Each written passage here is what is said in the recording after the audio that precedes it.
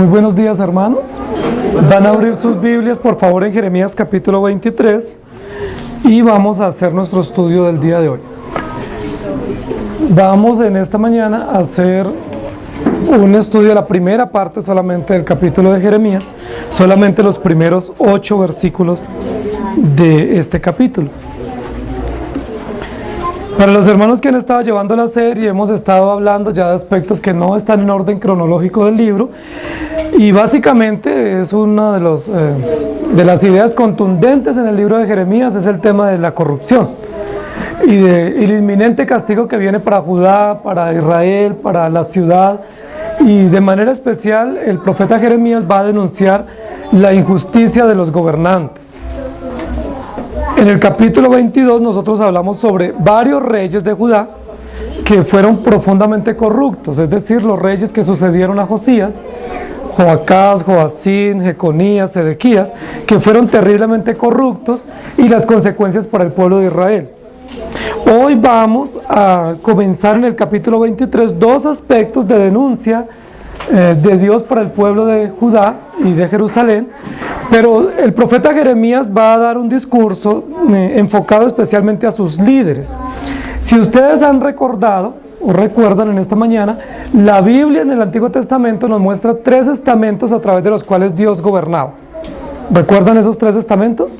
Los reyes, los profetas y los sacerdotes, ¿sí? Los 3 estamentos a través de los cuales la teocracia divina se hacía manifiesta en el pueblo de Israel. El capítulo número 23 va a comenzar Dios a denunciar de manera directa la responsabilidad que tiene cada uno de estos estamentos para que venga el juicio sobre Judá y Jerusalén. Es decir, cuál es la responsabilidad que tiene cada uno de ellos.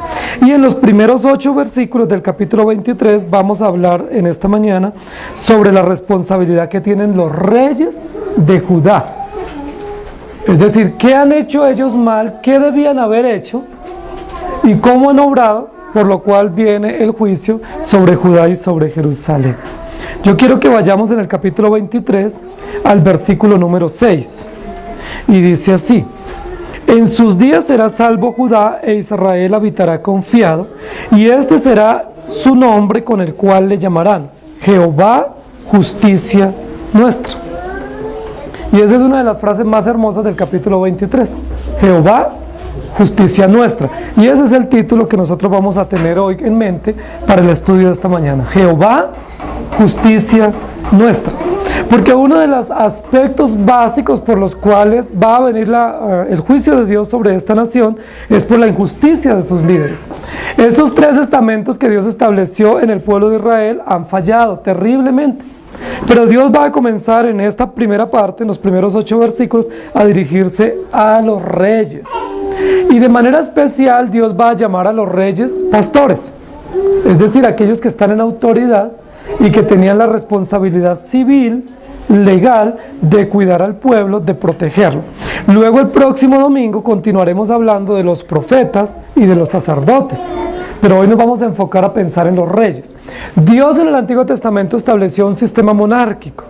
Si ustedes recuerdan, cuando el pueblo de Israel salió de la esclavitud de Egipto y peregrinó por el desierto, llegó y tomó la tierra prometida, y Dios les dio jueces para que los dirigieran e impartieran justicia.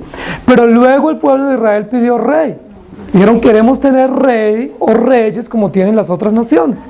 Y Dios, en su infinita bondad, permitió que el pueblo de Israel tuviera un sistema de reyes, y el primer rey fue Saúl, el segundo rey David, el tercero Salomón. Luego el reino se dividió, ¿cierto? Reino del norte y del sur, pero Dios dio una promesa en David, y es que de la descendencia de David nunca faltaría un descendiente que se sentara en el trono, y que de esa descendencia vendría el Mesías, es decir, el rey justo y soberano que iba a cumplir con todos los aspectos de la justicia civil para la nación o para el pueblo de Dios. Entonces el reino se divide, y el reino aprobado por Dios, de donde venía la dinastía de David, donde venía el linaje de la descendencia del Mesías, es el reino de Judá, o el reino del sur, que su trono estaba en Jerusalén. Allí gobernó David, Salomón, Roboán y todos los otros reyes, Josías, Joacás, Joacín, y en este momento pues los reyes que están de turno, en este caso Sedequías, que es el último rey del reino del sur. Entonces Dios va a dirigirse a estos reyes. Dios les había hecho muchos encargos a estos reyes. Primero, ellos representaban el gobierno divino a nivel civil. Estos reyes tenían que ser temerosos de Dios, ¿recuerdan? Estos reyes no podían ser paganos. Los reyes lo que tenían que preocuparse era por toda la justicia civil y por toda la solidaridad y compasión para los más necesitados. El encargo de los reyes era gobernar civilmente, impartir justicia civilmente en una nación. Inicialmente era en toda la nación, pero cuando el reino se divide, pues es en el reino del sur, los reyes de Judá tienen que establecer justicia. La labor principal de los reyes era defender a la nación del culto idolátrico y de la corrupción y de las injusticias. Para eso estaban llamados los reyes. Una característica básica de los reyes era que debían ser justos, ¿sí? Por eso una de las condiciones básicas del reinado era la justicia. Dice la Biblia que tenían que tener un cetro de justicia, una corona de justicia, que tenían que estar sentados en un trono de justicia, porque uno de los encargos básicos que ellos tenían como reyes era impartir justicia.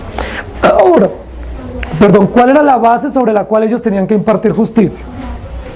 ¿Qué tenían ellos como insumo, o como conocimiento, o como documento para impartir justicia? La ley que Dios dio a Moisés, ¿cierto? Toda la ley de Moisés, o lo que los judíos conocían como la Torá, los primeros 5 libros de la ley, eran los contenidos básicos sobre los cuales ellos impartían justicia. Entonces, cuando nosotros leemos Éxodo, Levítico, Deuteronomio, nos damos cuenta de la cantidad de leyes civiles para hacer que hubiera buena convivencia en la nación y para poder defender la soberanía del pueblo y guiar a todo el pueblo de Israel. Los reyes tenían que impartir justicia. Sin embargo, el pecado número 1 de los reyes de Judá fue que cada vez se fueron desviando de ese encargo primordial que era impartir justicia civil. Poco a poco ellos se fueron olvidando de la ley, comenzaron a mirar a las naciones paganas, comenzaron a ver que las naciones paganas tenían otros principios diferentes a ellos y descuidaron los principios divinos y comenzaron a adoptar principios paganos para su legislación. El pueblo de Israel se fue desviando de la justicia. Los reyes se concentraron más bien en su opulencia, en ser promovidos, en tener riquezas, en tener relaciones internacionales con otros reyes, en embajadas diplomáticas y todas esas cosas en las cuales se puede enredar un gobernante, y descuidaron su labor básica, que era defender al pueblo e impartir justicia.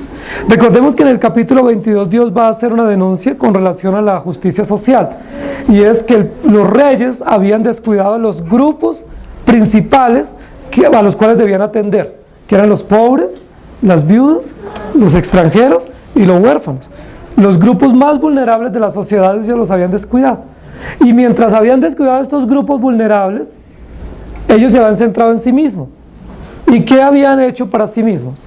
Pues grandes palacios, se habían enriquecido, sus ropas eran ropas espléndidas traídas del extranjero, sus relaciones eran internacionales, cosa que Dios no había pedido, porque el encargo de ellos tenía que ser específicamente para defender la nación.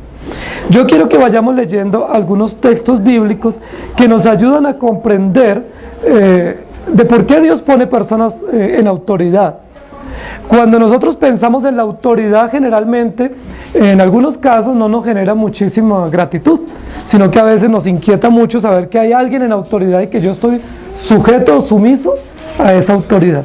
Generalmente el concepto de autoridad por nosotros no es bien visto, por el pecado, porque nosotros no quisiéramos que alguien esté en autoridad y nosotros tengamos que someternos. Sin embargo, Dios estableció así los 3 estamentos de la sociedad, tanto la familia, como la iglesia, como el Estado, la sociedad en general, requiere que hayan personas en autoridad. En este caso, la sociedad civil tiene gobernantes. Nuestros gobernantes no son reyes, ¿cierto? En el caso de nuestro país tenemos presidentes, ¿cierto? Tenemos gobernadores, tenemos alcaldes, tenemos personas que nos dirigen y que nos gobiernan civilmente. ¿Qué dice la Biblia con relación a esas autoridades? ¿Qué debemos hacer nosotros? Someternos a esas autoridades, porque Dios las puso para salvaguardar el orden civil, el orden legal, jurídico, y Dios pedirá cuentas a ellos si ellos obran mal. Pero nosotros no estamos para ir en contra de las autoridades civiles. porque las autoridades civiles representan cómo Dios gobierna y protege una nación. ¿Ustedes se imaginan qué pasaría si nosotros no tuviéramos gobernadores y alcaldes y presidentes? ¿Cómo sería nuestra nación? Si no hubieran leyes civiles, por ejemplo, para el tránsito, para la salud, para las propiedades, para el trabajo. O sea, ¿cómo sería? No podríamos convivir en una sociedad o una ciudad como esta, o en ningún lugar. Porque en todo lugar nosotros necesitamos reglas, principios, límites. ¿Y quién puede impartir justicia? ¿Cuál es una autoridad a la cual nosotros podamos recurrir para ser defendidos o para ser juzgados también si hemos obrado mal? Entonces, quiero que leamos algunos textos bíblicos para que nosotros podamos ir comprendiendo que Dios, en su infinita voluntad, determinó tener personas en autoridad. Isaías 44:28 dice: ¿qué dice de Ciro? Es mi pastor y cumplirá todo lo que yo quiero. Al decir a Jerusalén serás edificada y al templo serás fundado. ¿Cómo se refiere Dios a Ciro? Como pastor. Ahora la pregunta es, ¿Ciro era un pastor espiritual en un templo? ¿O era un emperador, un gobernador? Era un rey, cierto que gobernaba civilmente, pero Dios lo llama pastor también, porque tenía un encargo de cuidar, de proteger y de proveer para una nación. En Jeremías capítulo 2:8 dice: los sacerdotes no dijeron ¿dónde está Jehová? Y los que tenían la ley no me conocieron, y los pastores se rebelaron contra mí, y los profetas profetizaron en nombre de Baal, y anduvieron tras lo que no aprovecha. En Jeremías capítulo 10:21 dice: porque los pastores se infatuaron y no buscaron a Jehová, por tanto no prosperaron, y todo su ganado se esparció. Está usando metáforas y está usando un ejemplo muy común en la economía judía, que es la ganadería, y los pastores cuidando sus ganados o cultivando sus ganados, para referirse a estos líderes civiles.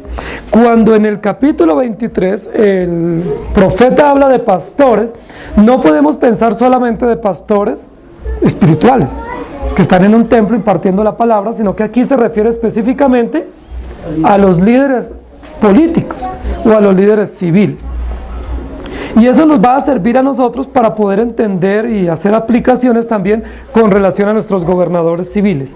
Jeremías 25, versículo 34 al 38 dice: aullad pastores y clamad, revolcaos en el polvo mayorales del rebaño, porque cumplidos son vuestros días para que seáis degollados y esparcidos, y caeréis como vaso precioso.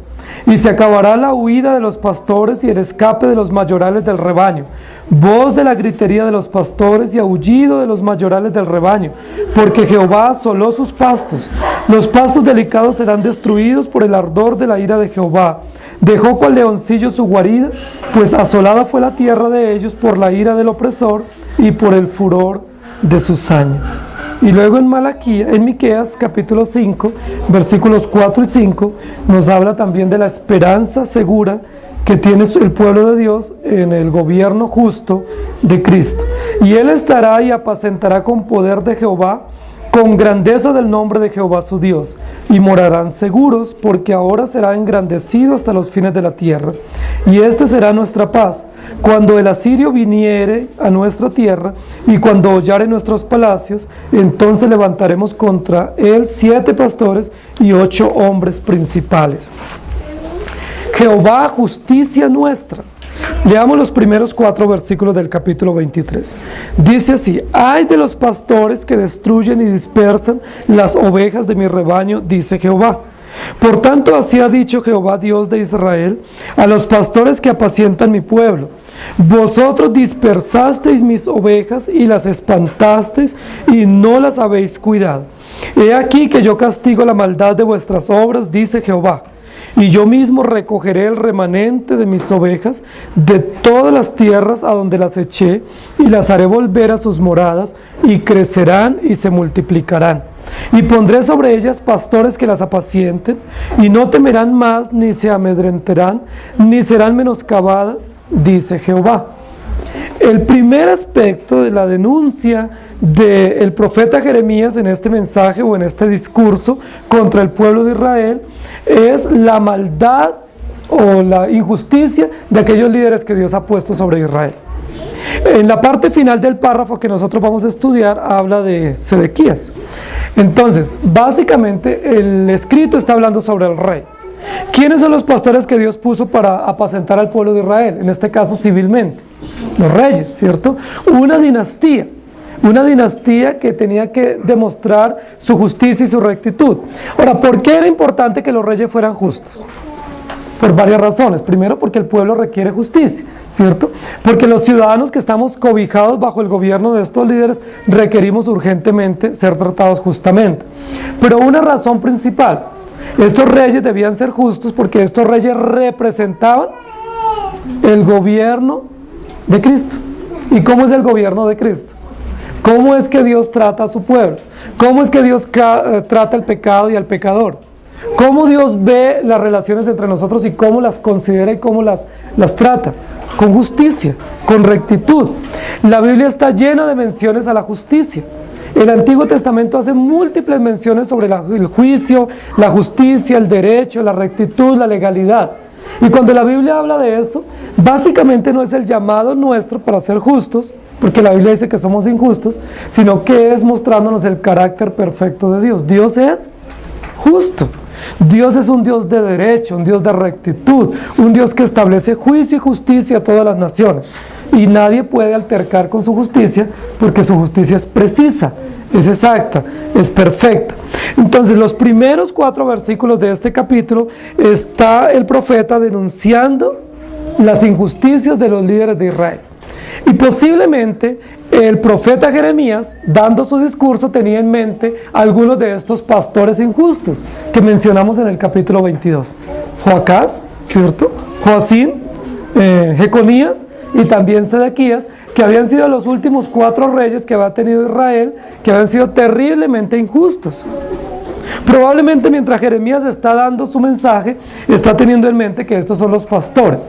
Si nosotros vamos a la primera línea del capítulo, dice, ay de los pastores, está hablando en plural, no está hablando solamente del rey de turno, del rey del momento que está en el trono, sino de todos los pastores que han sido anteriores a este rey, los cuales también han sido terriblemente injustos. Ahora, el capítulo tiene una forma particular de ser introducido y comienza con un lamento, ¿cierto? Recordemos que Jeremías es el profeta de los lamentos, no porque él se lamente por sí mismo, sino porque él encarna el sufrimiento del pueblo. Y porque Jeremías mismo incorpora la realidad del pueblo y se lamenta como dando un testimonio público del lamento que van a tener los judíos, en este caso los reyes. ¡Ay de los pastores! Ahora cualquiera diría, pero ¿por qué hay? Si están en un lugar de privilegio, ¿cierto? Los reyes viven muy bien. El capítulo 22, el profeta Jeremías dice que los reyes de Judá vivían supremamente bien. Vivían en unos palacios que eran unas maravillas, unas casas supremamente amplias, con los mejores materiales, los mejores diseños. Ellos vivían con unos lujos, una opulencia y unas relaciones internacionales envidiables. ¿Por qué la Biblia va a decir, ay de ellos? Nosotros no hablaríamos que una persona que está tan bien económicamente y que tiene tan buenas relaciones sociales, pues tenga por qué sufrir. La mayoría de nosotros pensamos que si uno tiene dinero y que si uno vive en una buena ciudad y en un buen barrio y con buenas comodidades, pues la vida de uno está solucionada, ¿cierto? La mayoría de nosotros pensamos eso, que la solución a todos nuestros problemas es tener dinero. Que si tuviéramos dinero tendríamos un buen médico, tendríamos buenos sistemas de transporte, viviríamos bien, no tendríamos deudas, podríamos darnos vacaciones cuando quisiéramos, compraríamos todo lo que anhelamos y deseamos, tendríamos a nuestros hijos en los mejores lugares estudiando y pues estaríamos bien. ¿Por qué la Biblia introduce en este discurso para los reyes con un lamento? ¡Ay! El ay en la Biblia se pudiera traducir en un lenguaje mucho más sencillo como pobrecito, ¿sí? O ay de aquel, ¿sí? O lástima de este.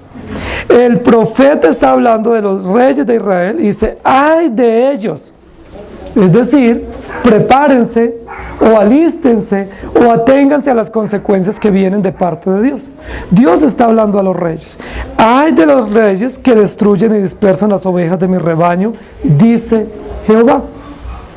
Ahora, como Dios siempre nos da respuesta y no nos deja en el vacío de los interrogantes, Dios va a decir cuál es el motivo, cuál es la razón del lamento que van a tener los reyes de Israel o los reyes de Judá.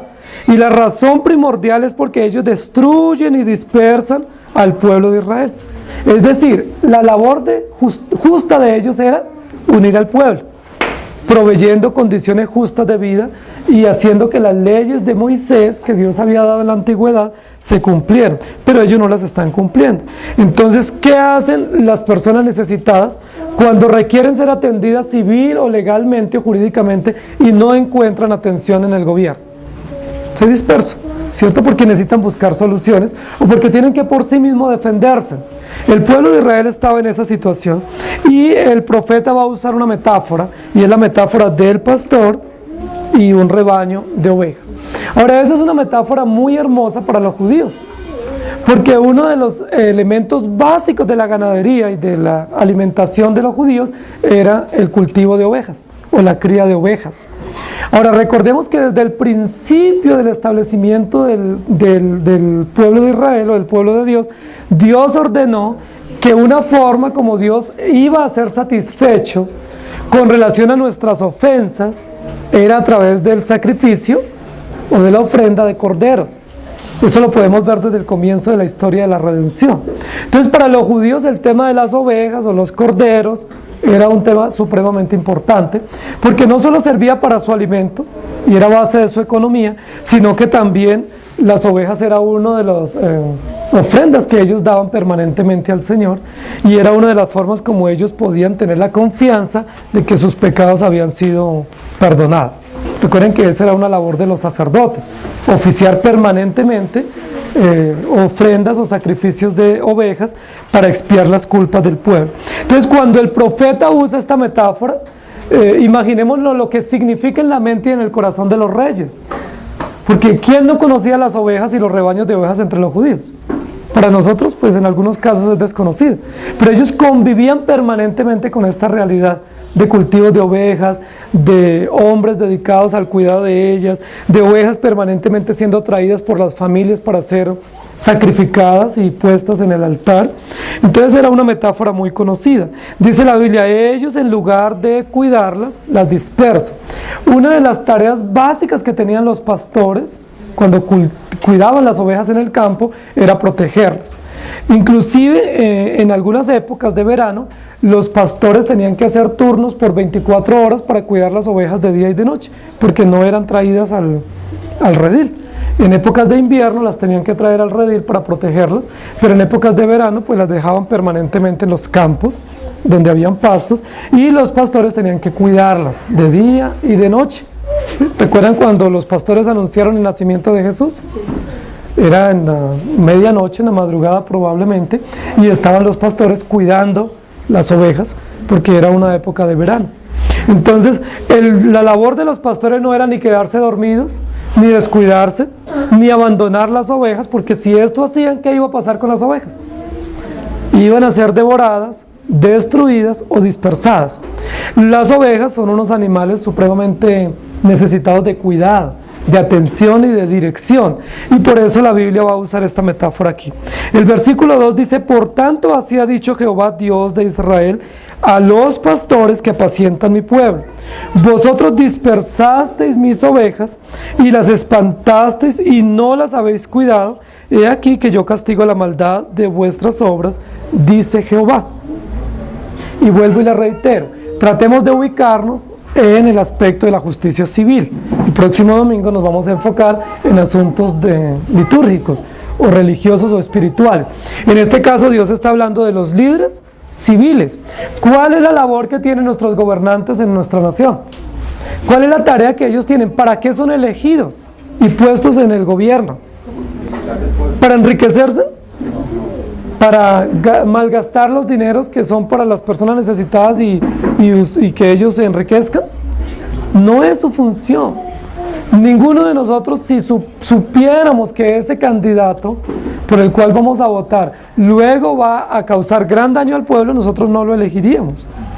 Cuando nosotros damos nuestro voto por un candidato al gobierno, nosotros estamos pensando que esa persona realmente va a ser una bendición en la nación y que va a poder traer esperanza y consuelo y ayuda a los más desfavorecidos. Nosotros estamos pensando en eso. Tanto así que estamos mirando los planes de gobierno para ver cómo ellos van a gobernar. Pero muchos de ellos, si no la mayoría, cuando están allá en el poder o en el gobierno, se les olvida todo lo que ellos prometieron y se les olvida que ellos fueron puestos para gobernar, para proteger, para defender a una nación, especialmente teniendo en mente a los menos favorecidos.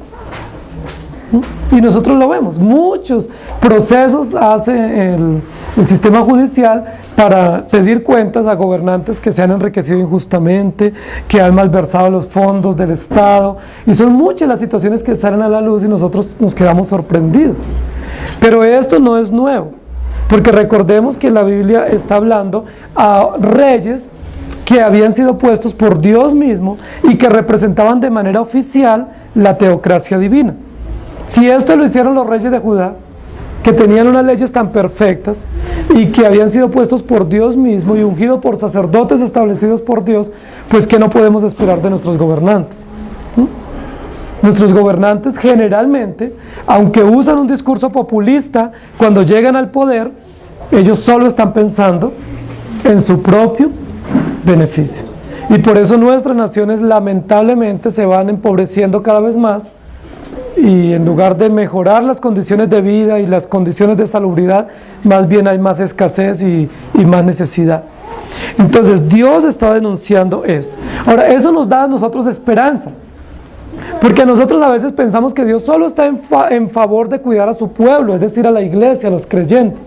Pero cuando nosotros leemos capítulos como estos, nos tenemos que ubicar correctamente y comprender que Dios está en función de cuidar toda su creación, que en su providencia Él va a impartir justicia sobre toda su creación y va a pedir cuenta a todos los gobernantes. Por eso la Biblia dice: sujetaos a vuestros gobernantes o a vuestras autoridades, porque esas autoridades han sido puestas por Dios. Entonces el pueblo de Israel tiene que responder, o estos gobernantes, al llamado de Dios. Ahora, la parte final del versículo 2 dice: no las habéis cuidado, he aquí que yo castigo la maldad de vuestras obras, dice Jehová. Entonces el primer aspecto de lo que más adelante en el versículo 6 se va a decir: Jehová, justicia nuestra, tiene que ver con que Dios castiga la maldad de los corruptos. Y ese es un aspecto de esperanza para nosotros. Yo no sé si ustedes en algún momento, cuando ven la realidad del país o las condiciones políticas, o hay momentos en los que las noticias son un poco desalentadoras, no sé cómo se sienten. Probablemente a veces uno se siente como diciendo: bueno, no hay esperanza. O sea, ¿qué sentido tiene tener familia, tener hijos, trabajar o vivir en estas condiciones?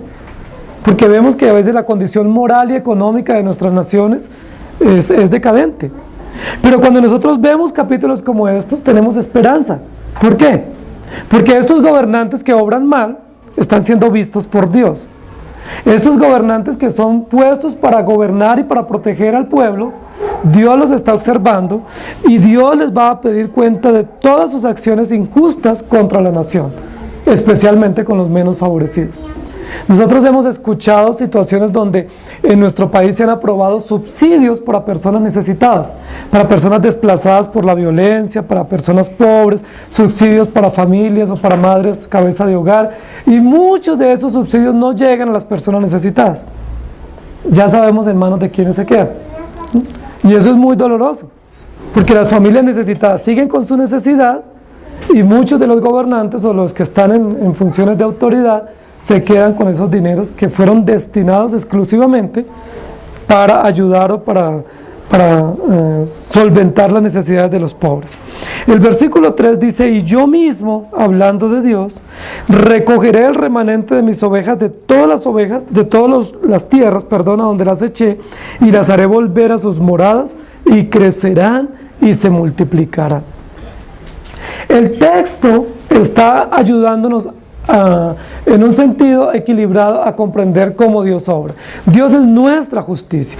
¿Cómo Dios obra justicia? En esta primera parte vamos a ver dos aspectos. Primero, Dios obra justicia castigando a los malos, ¿sí? Castigando a los corruptos, a los líderes, a los que han sido puestos en el gobierno para dirigir a la nación. Dios les va a pedir cuentas. Ellos tendrán que presentarse ante la justicia de Dios. Algunos de ellos tendrán que hacerlo ante la justicia humana también. Si son descubiertos sus malos manejos, tendrán que enfrentar la justicia humana y tendrán que sufrir algunas consecuencias, por lo menos desprestigio, en algunos casos tienen que devolver las propiedades, en otros casos tienen que pagar algunas indemnizaciones al Estado. En muchos casos ellos tienen que ser juzgados civilmente.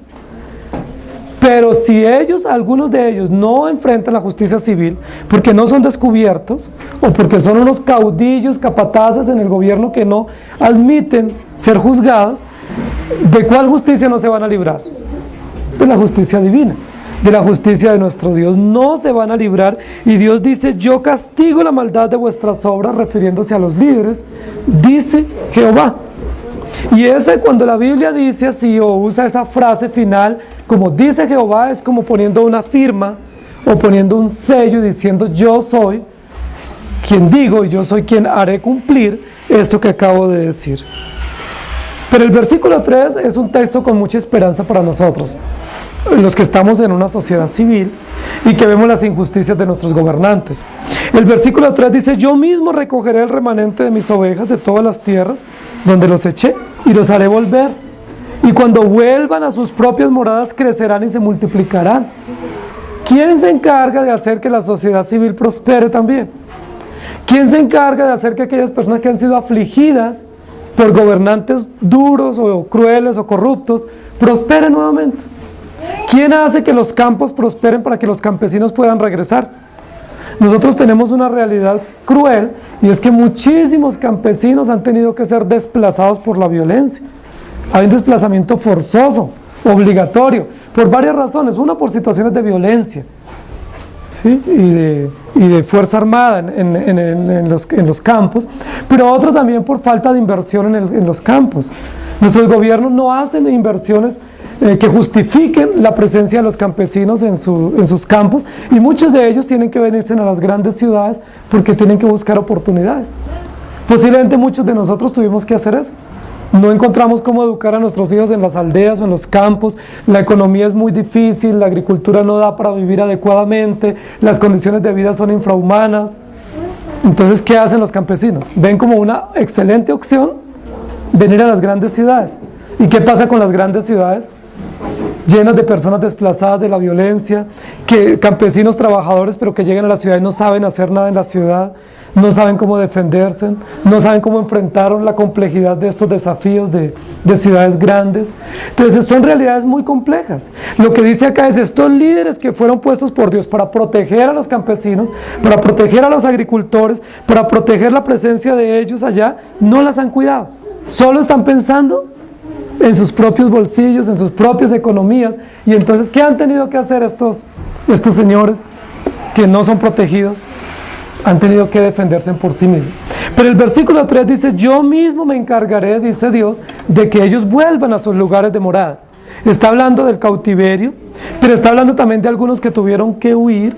Está hablando en términos civiles, pero también usa una metáfora que permanentemente se usa en el Antiguo Testamento para hablar de los creyentes, y es la palabra remanente.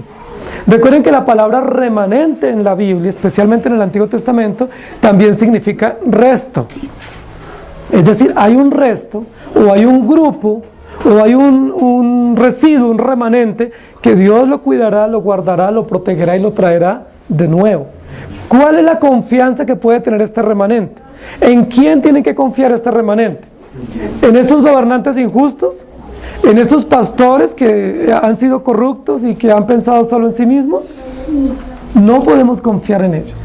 Por eso, queridos hermanos, querida iglesia, nosotros no podemos pensar en ningún momento que nuestra esperanza civil o nuestra esperanza nacional son nuestros gobernantes. Si ustedes y yo pensamos así, estamos muy equivocados. Si nosotros decimos: es que yo mi confianza la tengo en este nuevo presidente que va a ser elegido, o en este nuevo gobernador, o en este nuevo alcalde, nosotros estamos muy desenfocados. Porque ¿qué van a hacer estos gobernantes corruptos? Pensar en sí mismos. ¿Van a poder ellos proteger a los creyentes y proteger nuestras familias? ¿Van a poder ellos realmente dar condiciones justas para nosotros vivir? No podemos. Entonces, ¿cuál es nuestra única esperanza de justicia? Dios. Dios es nuestro Rey justo. Y Dios está cuidando de nosotros. Ahora, el versículo 3 usa una expresión muy interesante y dice: yo recogeré el remanente de mis ovejas de todas las tierras a donde las eché y las haré volver. Ahora, ¿quiénes fueron los que permitieron que las ovejas del pueblo de Israel o los judíos fueran dispersos? En términos reales o prácticos, ¿quiénes fueron los que facilitaron la dispersión de los judíos? Los reyes, los gobernantes, fueron injustos, no las cuidaron, entregaron el país a otras naciones paganas y las dispersaron. Hicieron relaciones internacionales para facilitar intercambio y el país se dispersó. Pero en términos soberanos y en términos de lo que nosotros no vemos, pero la Biblia nos revela, ¿quién fue el que hizo eso? Fue Dios. No fueron los reyes los que echaron a estos judíos en el cautiverio, fue Dios mismo. El versículo 3 lo dice: yo las traeré de donde yo mismo las eché. Eso nos ayuda a nosotros a comprender varios aspectos. Uno, que las realidades que nosotros vivimos, que son claramente comprensibles a nuestros ojos, están soberana e invisiblemente gobernadas por Dios. Que nosotros vemos circunstancias, personas, adversidades, oportunidades, pero nosotros pocas veces podemos ver detrás o por encima de esas adversidades o circunstancias la mano soberana y providente de Dios. Eso es lo que está diciendo Dios. ¿Quiénes fueron los reyes corruptos? Los reyes de Judá. ¿Fueron por ellos que el pueblo se dispersó? Sí, claro que sí. Pero ¿fue que ellos tomaron la decisión de dispersar el pueblo? ¿O fue que Dios fue el que realmente dispersó al pueblo para traer juicio y justicia? Es Dios el que las echó. Y en ese versículo, como luego más adelante en otro versículo, va a hablar de que Dios era el que había echado, es decir, sacado al pueblo de su lugar de comodidad y los había llevado a situaciones de necesidad para enseñarles. Y el versículo 4 continúa con un aspecto de profunda confianza y esperanza para nosotros. Y pondré sobre ellas, es decir, sobre las ovejas, pastores que las apacienten y no temerán más, ni se amedrentarán, ni serán menoscabadas, dice Jehová. Ahora es muy interesante porque el capítulo anterior, en el juicio contra Sedequías, Dios dice, contra Jeconías y Sedequías dice: no habrá descendiente que se siente en el trono de David su padre. ¿Recuerdan? Si Dios dio esa advertencia de juicio, que no iba a haber un descendiente más de estos reyes perversos que se sentara en el trono para continuar el linaje de David, ¿por qué ahora el versículo 4 dice Dios: y les pondré o les levantaré pastores que los apacienten con juicio y con justicia? ¿En quién estaba pensando Dios? ¿En que iba a continuar la dinastía davídica? ¿En que en el capítulo 22 Dios dijo que no continúa y ahora dice que sí? ¿O Dios se va a proveer de una nueva dinastía no davídica? No, ninguna de las anteriores. Lo que Dios está diciendo acá es que como estos líderes políticos no cumplieron su deber, va a cesar la dinastía davídica. No va a haber más gobernante hasta Cristo. Pero a su vez Dios va a levantar otros para que cuiden del pueblo. ¿Quiénes fueron algunos de estos hombres que la Biblia acá está mencionando que antecedieron a Cristo y que fueron pastores o gobernantes civiles que ayudaron a proteger al pueblo de Israel y que los ayudaron a retornar? Ciro fue uno, ¿recuerdan?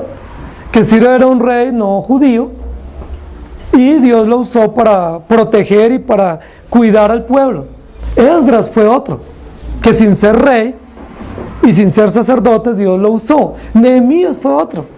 Sin ser rey, sin ser sacerdote, fue un pastor civil encargado de llevar al pueblo y reconstruir el templo y las murallas y volver nuevamente a la adoración pública. Zorobabel fue otro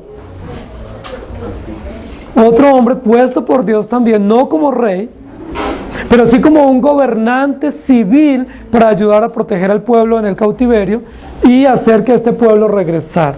Miren, queridos hermanos, lo extraordinario de Dios. En sentido común o legítimo, el pueblo de Israel debía ser protegido única y exclusivamente a través de los reyes civiles de la dinastía de David. ¿Estamos de acuerdo? Eso era lo que Dios había establecido. Pero ¿qué pasó con estos reyes a nivel espiritual y moral? La decadencia fue muy grande, se llenaron de corrupción, Dios dijo: no va más, este es el último rey, luego no se levantará otro, pero él mismo dice: pero yo pondré o yo les pondré sobre ustedes pastores que los gobiernen. Y Dios usó hombres que no venían de la tribu de Judá, que no venían de dinastía, que no estaban ostentando el cetro de la promesa, pero levantó hombres conforme al corazón de Dios para que cuidaran al pueblo civilmente. Y esto es maravilloso, queridos hermanos, porque Dios pone muchas veces gobernantes, esos gobernantes son injustos, pero la pregunta es, ¿el pueblo de Dios se va a acabar? ¿O nuestras familias se van a acabar si tenemos gobernantes injustos? La respuesta es no. ¿Por qué? Porque si estos gobernantes son injustos, Dios va a levantar otros que justamente cuiden, aunque no sean ellos los que tengan el encargo directo de hacerlo, lo van a hacer. En el pueblo de Israel, en este momento histórico, va a ser Ciro, Esdras, Nehemías, Zorobabel, que son hombres puestos por Dios para guiar al pueblo civilmente y para ayudarles en asuntos militares, legales, civiles y hacer que regresen. Eso es lo que Dios está diciendo. Ahora, eso es para el momento histórico en cuanto a líderes visibles que ayudan a volver al pueblo del exilio babilónico. Pero en términos más profundos, en términos espirituales o mesiánicos, ese versículo número 3 y número 4, ¿de quién está hablando? De Jesucristo, ¿cierto? ¿Quién es el único rey justo? ¿Quién es el único rey que puede cuidar a las ovejas y reunirlas? ¿Quién es el único rey justo que puede apacentar a su pueblo de tal manera que no tenga temor? ¿Quién es el único pueblo que hace que no nos ¿Quién es el único rey que hace que no nos amedrentemos? Sino que nos da confianza y esperanza y que no infunde temor, que no es injusto y que no saca provecho de su pueblo. ¿Quién es el único rey que no menoscaba a su pueblo, sino que le da el valor y la dignidad? ¿Quién es el único? Jesucristo. Es Jesucristo. El versículo 3 y el versículo 4 es un contraste maravilloso, porque los primeros dos versículos denuncian los pecados de los corruptos reyes de Judá. Pero el versículo 3 y 4 habla del único y perfecto Rey justo y soberano que se llama Jesucristo. ¡Qué esperanza para nosotros! Porque aunque vivimos gobernados por gobernantes infieles o impíos, somos gobernados soberanamente por nuestro Dios y por nuestro Señor Jesucristo. Él es el único que hace que nosotros tengamos esperanza. Ahora, el versículo 2 habla de lo que estos gobernantes malos hacían con el pueblo. Dispersaban las ovejas, no las cuidaban, las destruían, ¿cierto? Y les generaban muchísimo temor. ¿Qué hace o cómo obra o cómo está nuestro corazón cuando tenemos gobernantes injustos? Cuando nosotros no somos atendidos y cuidados por un gobierno. ¿Qué genera eso en el corazón de una madre o de un padre? Angustia, miedo, temor, inseguridad, ¿sí? Que uno vaya a su sistema de salud y le digan, no, ya lo cerramos, no va a funcionar más, y se queda uno desprotegido. Que cierren empresas, que no haya empleo, que no hayan condiciones básicas para nosotros vivir, que no podamos ingresar a nuestros hijos al sistema educativo. ¿Cómo nos sentimos? Llenos de angustia, de frustración, de dolor. Y muchísimas veces decimos, bueno, entonces, ¿qué hacemos? O sea, ¿para dónde vamos? El versículo 3 y 4 nos da el camino. Aunque vivamos gobernados por gobernantes injustos, Dios es soberano, Él es nuestro excelente y perfecto gobernante, y Él hace que nosotros realmente seamos apacentados. Él nos apacienta, es decir, nos cuida. Pero la palabra apacienta implícitamente tiene una idea de seguridad, de paz, de confianza. Y dice, a tal punto de no tener temor, de no ser amedrentadas, ni ser menoscabadas. ¿Qué hace Dios con nosotros como Rey? El reino de Jesucristo es totalmente opuesto a todos los otros tiranos reyes de Judá, a todos los otros tiranos y capataces reyes de Judá que se habían constituido en caudillos del pueblo y no en siervos para proteger y para servir. Porque el reino de Cristo es un reino donde somos dignificados por Él, donde tenemos confianza, esperanza y donde somos protegidos adecuadamente. Entonces, el primer aspecto de la justicia de Dios para la nación es que Dios va a castigar la maldad. No va a pasar por alto la maldad de estos reyes corruptos. Pero aunque castiga la maldad, hay esperanza para toda la nación. Y vamos a leer los dos siguientes versículos, el 5 y el 6.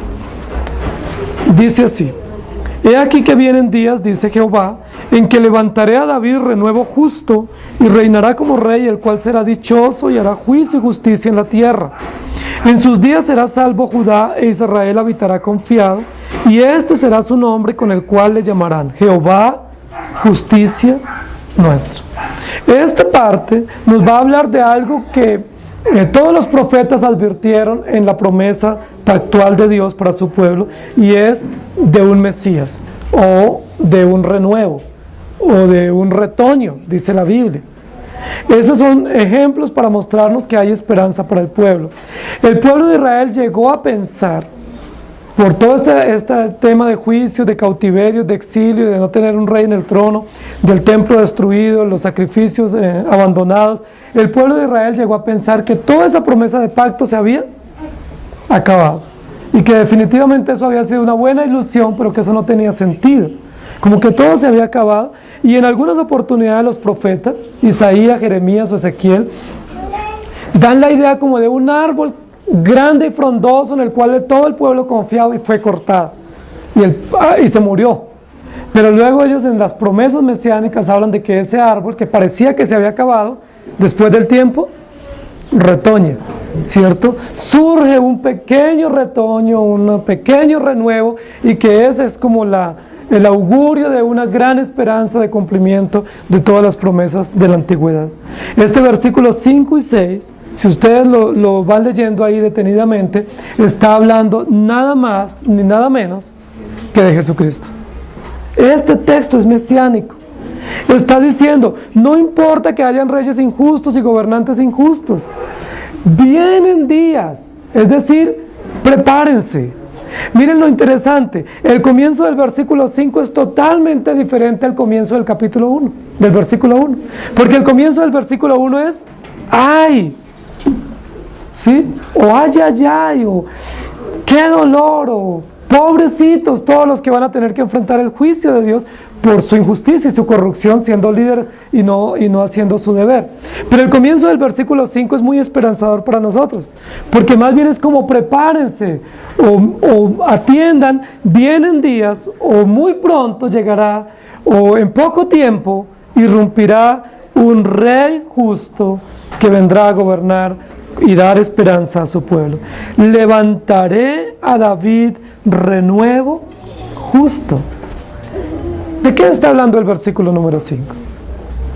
Que la dinastía de David, realmente, aunque no haya un rey físico sentado en el trono, hijo del rey anterior de esa dinastía, la promesa se está cumpliendo. Y que Dios está teniendo en cuenta todas las promesas pactuales que estableció, teniendo como representante al rey David. Dice, levantaré a David renuevo justo. Pero uno diría, pero no entiendo, ya David había muerto hacía muchos años. ¿Está hablando de que David va a volver a resurgir y va a tener un hijo y va a gobernar? ¿O está hablando en términos espirituales de que en David se estableció un sistema pactual, un sistema monárquico de gobierno donde de esa descendencia iba a venir el Mesías?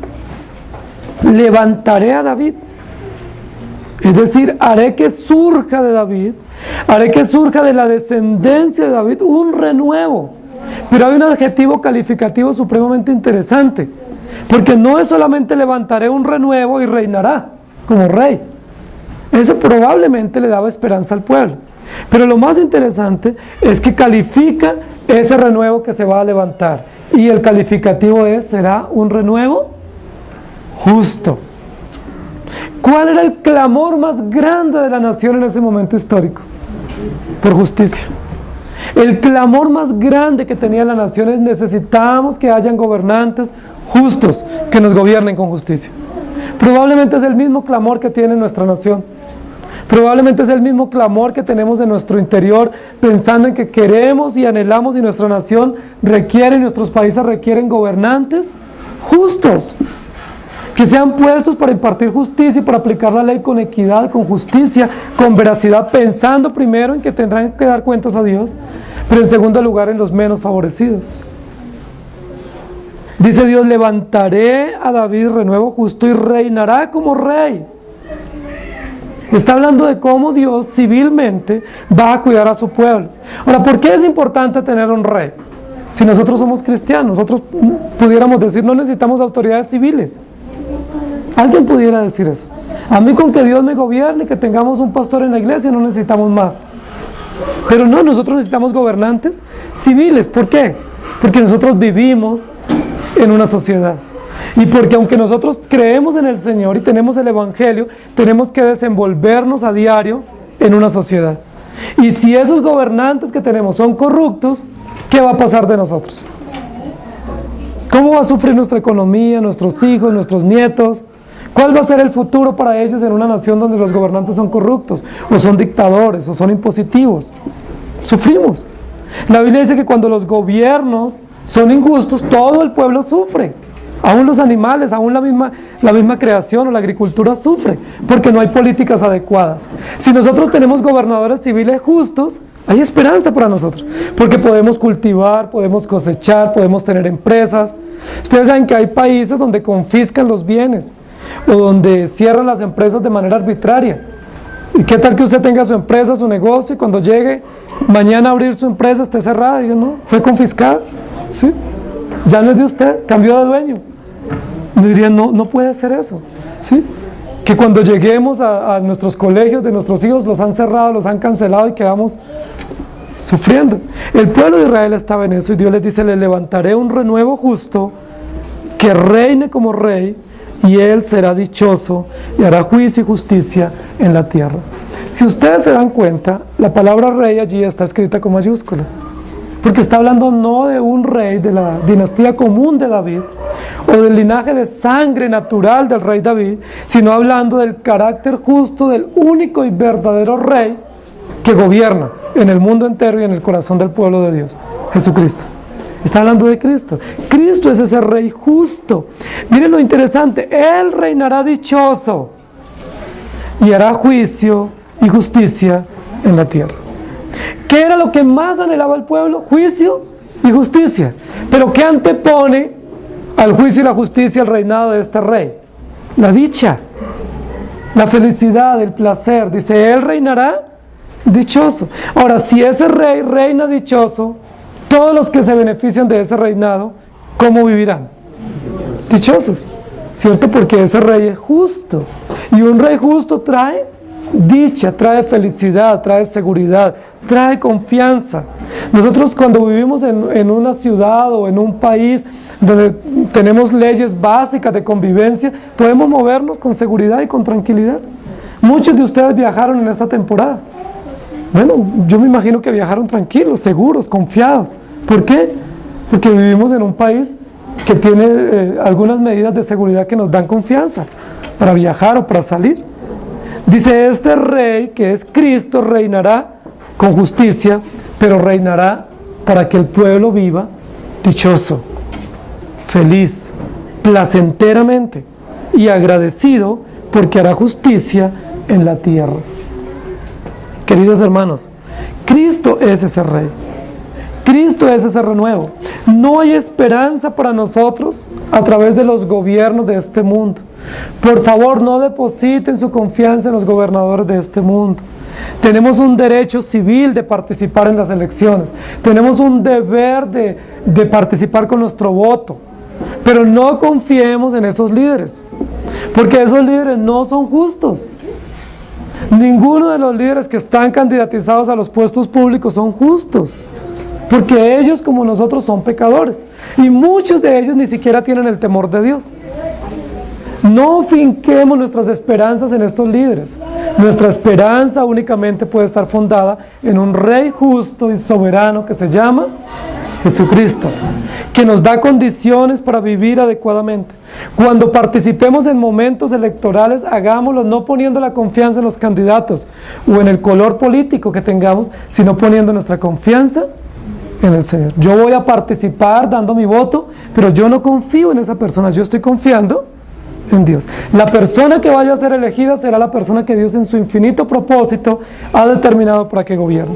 Y si no es el que yo quiero, está bien, Dios es soberano, Dios quita reyes y pone reyes, y lo importante no es que yo esté agradecido o cómodo con el gobernante que esté, sino que Dios pueda bendecir esta nación y nos dé condiciones de tranquilidad.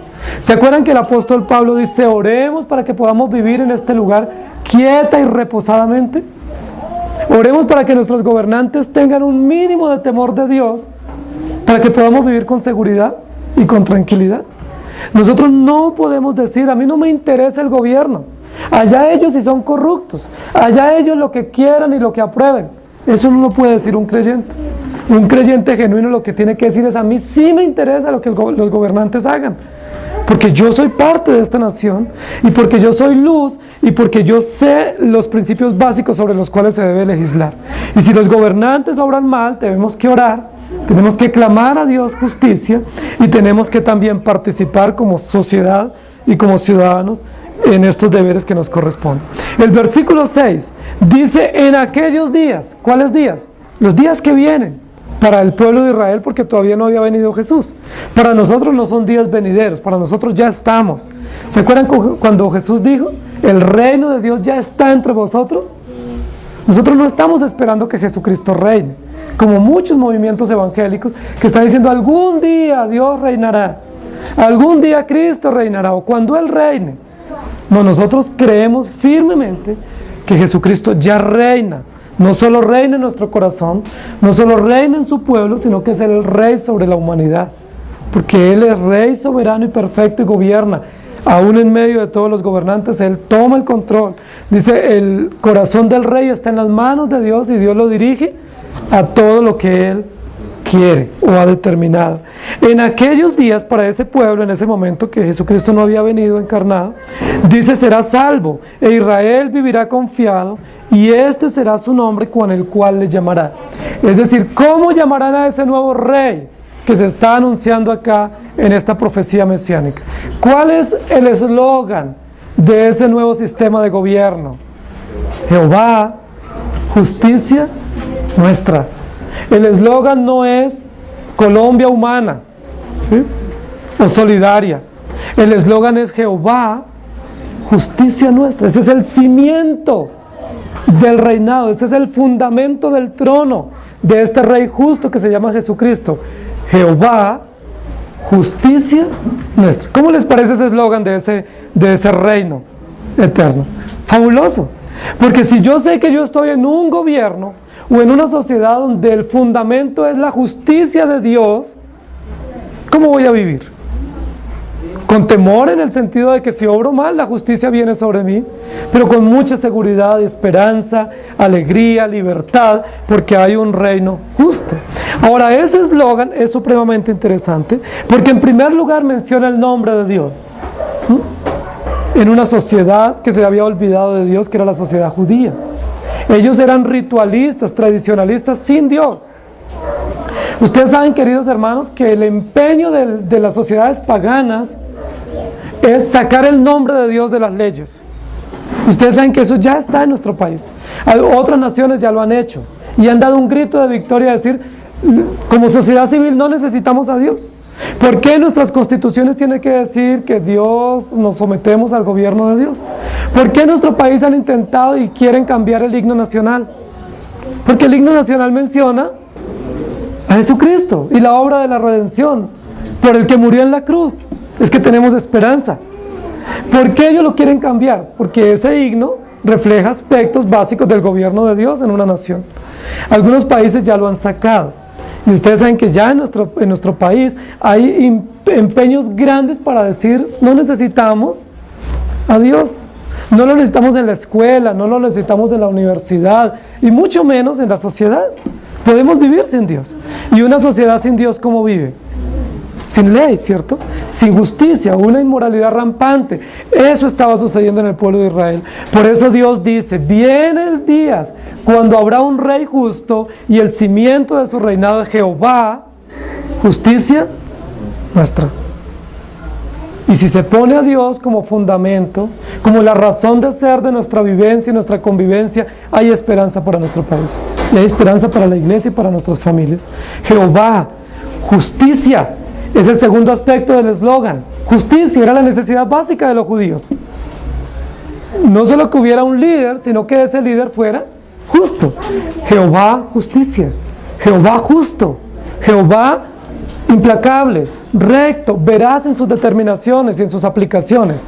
Pero la tercera parte de ese eslogan no es menos importante, y es: nosotros nos beneficiamos de la justicia que viene de Dios. Nosotros somos cobijados o alcanzados o abrazados por la justicia justa y recta que viene de Dios. Jehová, justicia nuestra. Ese nuestra nos hace parte, nos hace partícipes como beneficiarios, nos alcanza. ¡Qué bonito eslogan! Dice la Biblia: llegará el momento en que este rey se establezca en su trono y podamos decir: Jehová, justicia nuestra. Ahora nosotros pudiéramos decir: ¿por qué no dice Jehová, nuestra justicia? Porque lo más importante no es lo nuestro, lo más importante es lo que recibimos de Dios. Jehová, justicia nuestra. Ahora, eso era para el pueblo de Israel, que estaban esperando esa justicia en la cual ellos fueran beneficiados. Ustedes y yo ya estamos beneficiados por esa justicia. Ustedes y yo ya podemos decir: Jehová, justicia nuestra, no para el futuro, sino para el hoy, para el presente. Él es nuestra justicia, Él es nuestra confianza. Y vamos al versículo 7 y 8. Por tanto, he aquí vienen días, dice Jehová, en que no dirán más: vive Jehová que hizo subir a los hijos de Israel de la tierra de Egipto, sino: vive Jehová que hizo subir y trajo la descendencia de la casa de Israel de tierra del norte y de todas las tierras a donde yo los había echado, y habitarán en su tierra. Vive Jehová. O Dios es testigo, Dios es fiel, que eso que nos está diciendo sucederá. Vienen días. En 3 oportunidades en ese párrafo dice: vienen días, porque para ellos esos días eran futuros. Para nosotros ya no son futuros, son reales. Nosotros no podemos decir: no, probablemente en el futuro Dios sea mi justicia, o probablemente en el futuro tenga condiciones de paz y de tranquilidad para vivir. Ustedes y yo, si ya tenemos el Evangelio, tenemos que decir: yo ya estoy en el reino de Dios. Ya Él es mi justicia o nuestra justicia, y ya Él nos hizo subir de la esclavitud del pecado y nos está apacentando con justicia y con juicio. Vive Jehová, que hizo subir y que trajo la descendencia de la casa de Israel y de la tierra del norte. En 2 oportunidades el texto habla de hacer subir. ¿Dónde estaba el pueblo? Abajo, ¿cierto? En una gran decadencia moral, espiritual, olvidados de Dios, marginados. ¿Qué hace Dios cuando nos salva? Nos levanta, ¿cierto? Nos hace subir, nos pone en un lugar de privilegio, nos da dignidad. Dice: y trajo la descendencia. El primer párrafo del capítulo 23, en su versículo 8, termina hablando de la descendencia. Queridos hermanos, si nosotros vivimos en una sociedad injusta, con gobernantes injustos, ¿cuál es el futuro de nuestros hijos? ¿Tendrán futuro? ¿Cuál es el futuro de los nietos? Recuerden que uno de los aspectos básicos de la realidad de la familia judía era el tema de la descendencia, porque es parte de la promesa pactual, pero parte también como de la necesidad natural que tenemos todos nosotros de ver crecer a nuestros hijos sanos y fuertes, saludables, seguros, confiados, y que ellos puedan tener esperanza para tener sus hogares, y que luego podamos ver a sus hijos también crecer. Esa es una condición básica de la humanidad que Dios la imprimió en el carácter nuestro por imagen. Pero también es un aspecto básico de la doctrina nuestra, del concepto de pacto, la descendencia. Donde no hay descendencia, ¿cómo se cumple la promesa pactual? Si no hay descendencia. ¿Qué había pasado con el sistema monárquico en Israel? Dios dijo: no hay más rey de la descendencia de David. Los jóvenes estaban muriendo, las familias dispersadas, muchas mujeres llorando la muerte de sus esposos y la muerte de sus hijos, y otros fueron llevados en cautiverio. Solo hay caos en Judá y en Jerusalén, o va a haber cuando venga el juicio de Babilonia. Pero ¿cuál es el final de esta promesa? Vienen días cuando Dios hará subir la descendencia que fue llevada cautiva a Babilonia y volverán a su tierra. ¿No es eso maravilloso? Es decir, aquellos que fueron forzosamente sacados de sus lugares, Dios los traerá y habrá esperanza. Cuando nosotros leemos la genealogía de Jesús en Mateo y en Lucas, nosotros no vemos que hay una interrupción de 400 años. ¿O ustedes la han visto? Cuando presenta la línea o la descendencia genealógica de Jesús que viene de David y de Salomón, no vemos un paréntesis en vacío de 400 años. por este periodo. Vemos una descendencia continua, un linaje o una genealogía continua. ¿Cómo hizo Dios para preservar el linaje de su Hijo Jesucristo, para mostrarnos el cumplimiento fiel de las promesas? Si estaban exiliados, si Dios había dicho que iba a exterminar este pueblo, ¿cómo lo hizo? Versículo 8, versículo 3 y 4. Allá en el exilio, Dios levantó pastores civiles que cuidaran a los judíos que estaban exiliados, y preservó a estos líderes y luego los animó a los judíos a través de estos líderes para regresar y para que las familias pudieran ubicarse nuevamente y la descendencia vivir segura. ¿Recuerdan en Esdras y Nehemías que hay genealogías de los que vinieron de Babilonia, donde se mostró que habían sido preservados fielmente? Queridos hermanos, nuevamente no podemos confiar en nuestros gobiernos. Nuestra esperanza está en el Señor. Si las condiciones de vida se ponen difíciles por guerra o por pobreza, por diferentes situaciones, Dios va a preservar su pueblo, porque Dios es fiel. Y si Dios nos hace llevar de manera forzosa por situaciones de violencia u otras razones a otros lugares, Dios va a cuidar de su pueblo. Y lo más probable es que nuevamente nos permita vivir seguros y volver a tener condiciones estables y confiables en las cuales podamos estar. Vive Jehová, ¿sí?, que hizo subir al pueblo. Ahora, es importante porque aquí el capítulo o este párrafo no termina diciendo vive Ciro, que dio leyes y decretos para que volviéramos a retomar la tierra. O gracias a Dios por Esdras y Nehemías, y vamos a poner una estatua a la entrada de la ciudad para Esdras y Nehemías, que fueron unos líderes que se opusieron a todas las oposiciones y fueron fuertes y nos ayudaron a regresar. ¿Cómo dice el pasaje? Viva Esdras, viva Nehemías, viva Zorobabel o Ciro, viva Jehová, porque es por Dios, en Él y por Él que nosotros tenemos todas las cosas. Por eso no aceptamos ningún reconocimiento humano, porque nosotros somos instrumentos únicamente en las manos de Dios. Por eso no estamos centrados en las personas, por eso no estamos poniendo en pedestal a aquellas personas que Dios pone, porque somos comunes y corrientes. Por eso nosotros creemos que aún siendo pastores o presbíteros o líderes de la iglesia, somos siervos comunes y corrientes como cualquier persona. No somos mejores que los demás, y todo lo que Dios nos use para hacer es gracias a Dios. Viva Jehová, que es en Él y por Él que somos bendecidos. Él es nuestra justicia.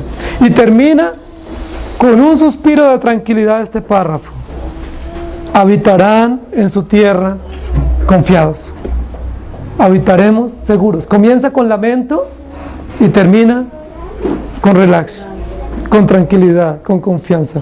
¿Cómo podemos vivir con esperanza? Dios es nuestra esperanza.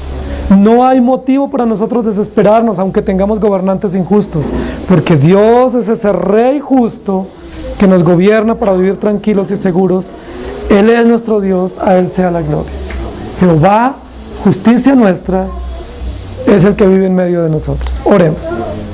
Amado Señor, muchísimas gracias te damos, porque nos permites comprender que tenemos necesidades básicas, que nuestros gobiernos, nuestros líderes, nadie las puede satisfacer.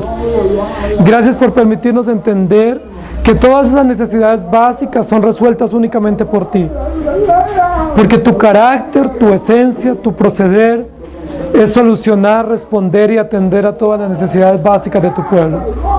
Muchísimas gracias por darnos gobernantes. Gracias por los gobernantes que tenemos en esta ciudad y en este país. Muchas gracias. Muchos de ellos son tan corruptos que solo piensan en sus vientres, en sus propios bolsillos. Muchos de ellos se están enriqueciendo ilícitamente. Muchos de ellos, Señor, tienen vidas profundamente inmorales. Muchos de ellos te desconocen a ti, son ateos, son agnósticos, pero aún así son los gobernantes que nos has puesto. Muchos de ellos legislan a favor de la muerte, a favor de la inmoralidad, legislan en contra tuya. Señor, tú lo juzgarás y tendrás misericordia de ellos si tú quieres. Señor, pero gracias, porque en medio de todos esos gobernantes, militares, civiles, religiosos que nos has puesto en esta nación, Tú eres quien gobierna soberanamente. Tú eres justo, Señor. Y a través de Cristo Jesús y a través del Evangelio nos has dado esperanza. Tenemos esperanza para vivir en esta nación. Muchos no podrían vivir en esta nación paralizados por el temor de la inseguridad, de la violencia. Pero nosotros, tu pueblo, tenemos esperanza. Vivimos dichosos en este país. Vivimos dichosos, seguros y confiados porque tú estás con nosotros. Tú eres nuestra justicia. Jehová, justicia nuestra, es quien reina y gobierna en nuestra nación, en nuestro corazón, en la iglesia, dirigiendo los destinos de cada uno de nosotros. Gracias porque tú eres nuestra justicia para guiar todos los hilos de la historia y para hacer que vivamos con confianza y que podamos dar testimonio de ti. Gracias, Señor, porque mientras unos nos saquean y nos explotan, tú nos bendices y nos alimentas y nos das confianza. Gracias, Señor, porque mientras el mundo quiere destruir la iglesia y mientras nuestros gobernantes incrédulos quieren destruir a tu pueblo, tú preservas a tu pueblo, ese remanente que tú has cuidado. Tú lo cuidas y lo haces vivir confiado. Y aún si sacan leyes en contra, tú nos preservarás.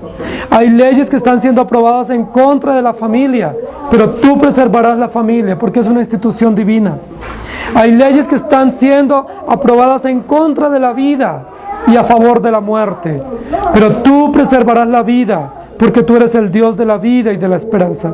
Hay leyes en contra de la iglesia, Señor, pero tú preservarás la iglesia porque es una institución divina establecida por ti. Hay tantas situaciones que amenazan la vida de nuestros hijos, a nivel moral, a nivel sexual, a nivel espiritual. Señor, pero nuestros hijos no están en manos de un Estado, no están en manos de un gobierno, no están en manos de un colegio o una universidad. Nuestros hijos están en tus manos. Y con justicia los pastoreará, y con justicia los consolará, y no los amedrentarás, sino que tendrán esperanza, para que vivan quieta y reposadamente, y puedan seguir siendo testigos firmes de lo que tú haces en medio de tu pueblo. Gracias te damos. Ay de estos líderes civiles, injustos y corruptos, pero vive Jehová, que está en medio de tu pueblo, pastoreándonos con juicio y con justicia. Alabado sea tu nombre por siempre. Amén. El Señor les bendiga, hermanos.